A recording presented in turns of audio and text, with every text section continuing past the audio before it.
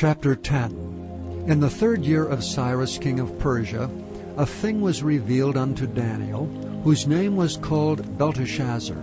And the thing was true, but the time appointed was long, and he understood the thing, and had understanding of the vision. In those days I, Daniel, was mourning 3 full weeks.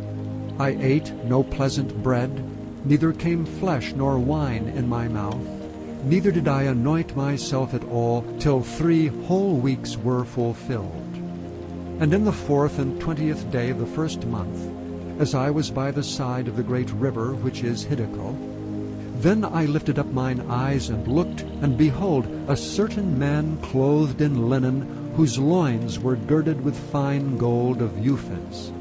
His body also was like the beryl, and his face as the appearance of lightning, and his eyes as lamps of fire, and his arms and his feet like in color to polished brass, and the voice of his words like the voice of a multitude. And I, Daniel, alone saw the vision.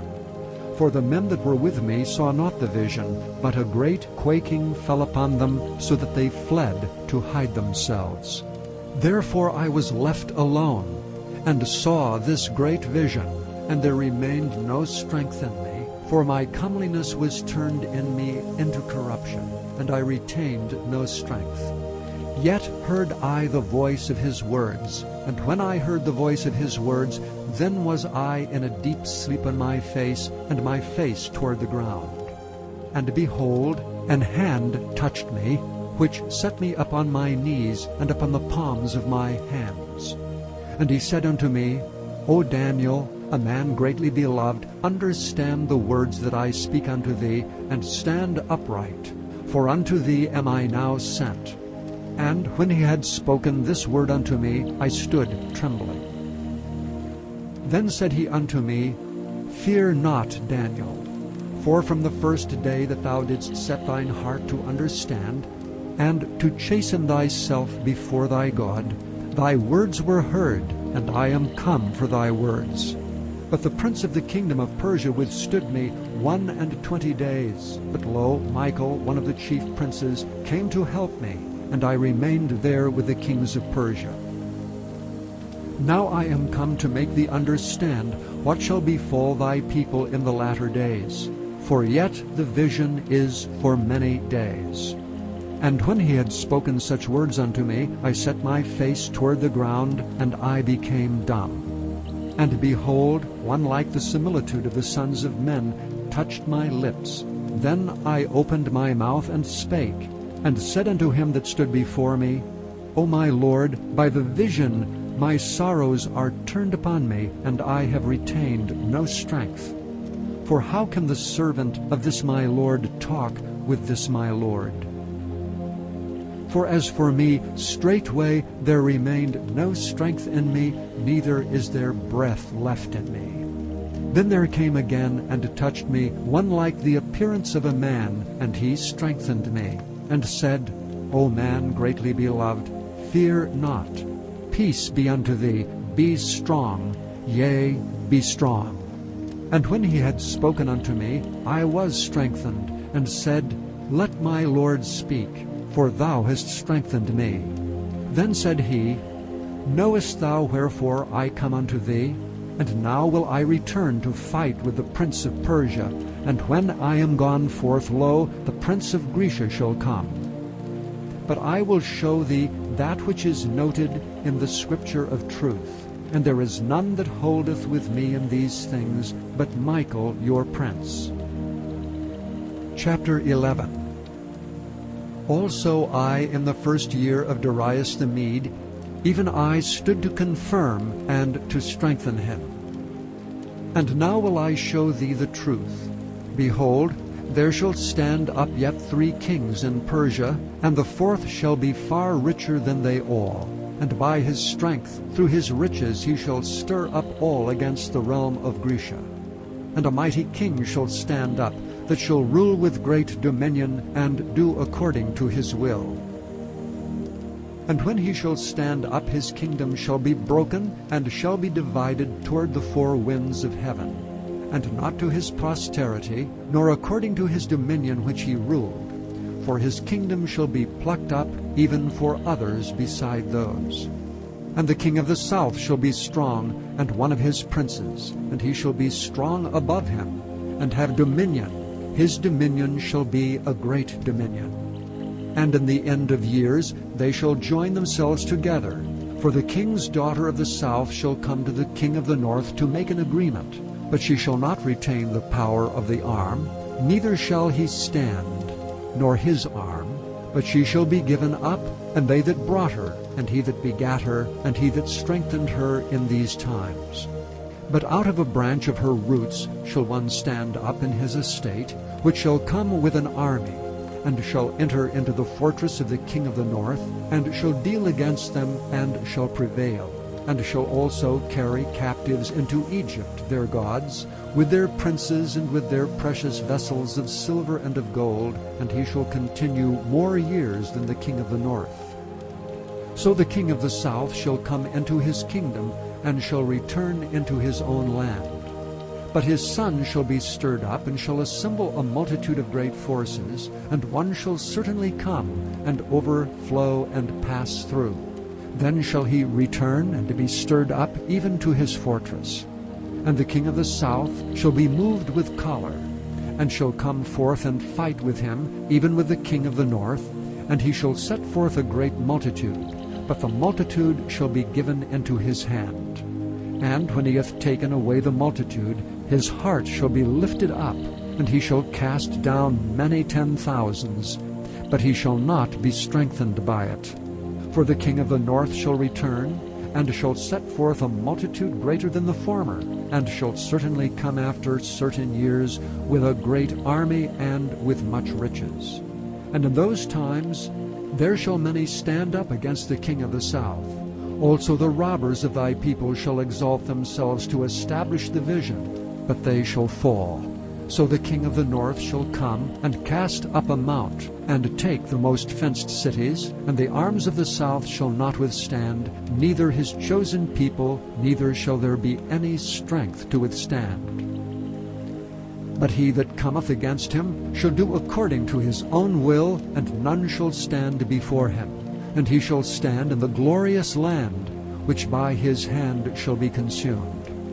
He shall also set his face to enter with the strength of his whole kingdom, and upright ones with him.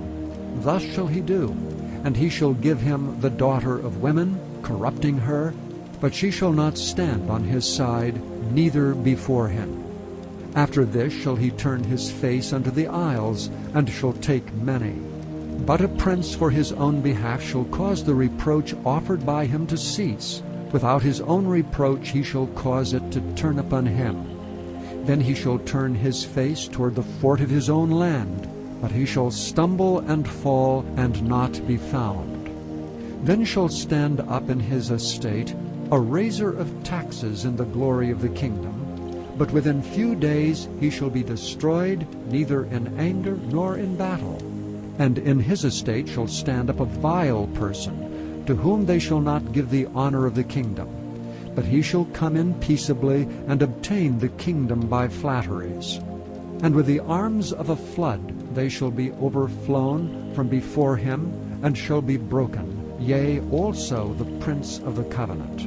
And after the league made with him, he shall work deceitfully, for he shall come up, and shall become strong with a small people.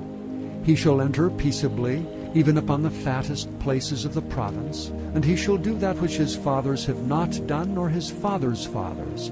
He shall scatter among them the prey and spoil and riches, yea, and he shall forecast his devices against the strongholds, even for a time. And he shall stir up his power and his courage against the king of the south with a great army. And the king of the south shall be stirred up to battle with a very great and mighty army.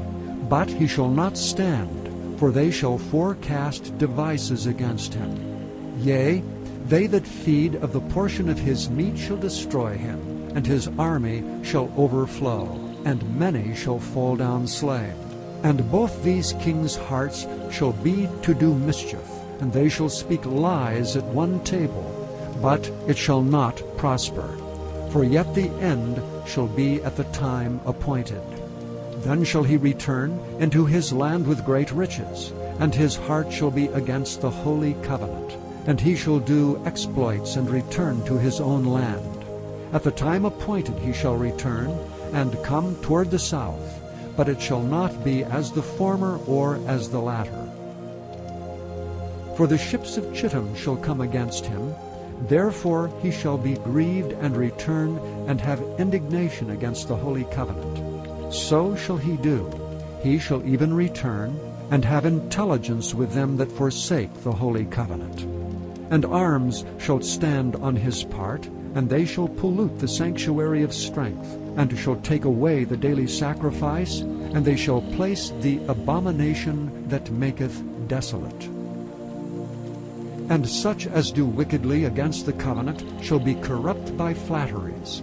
But the people that do know their God shall be strong and do exploits. And they that understand among the people shall instruct many. Yet they shall fall by the sword and by flame, by captivity and by spoil many days. Now when they shall fall, they shall be holpen with a little help, but many shall cleave to them with flatteries. And some of them of understanding shall fall to try them, and to purge, and to make them white, even to the time of the end, because it is yet for a time appointed. And the king shall do according to his will.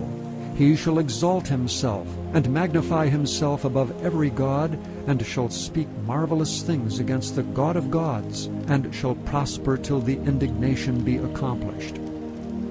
For that is determined shall be done.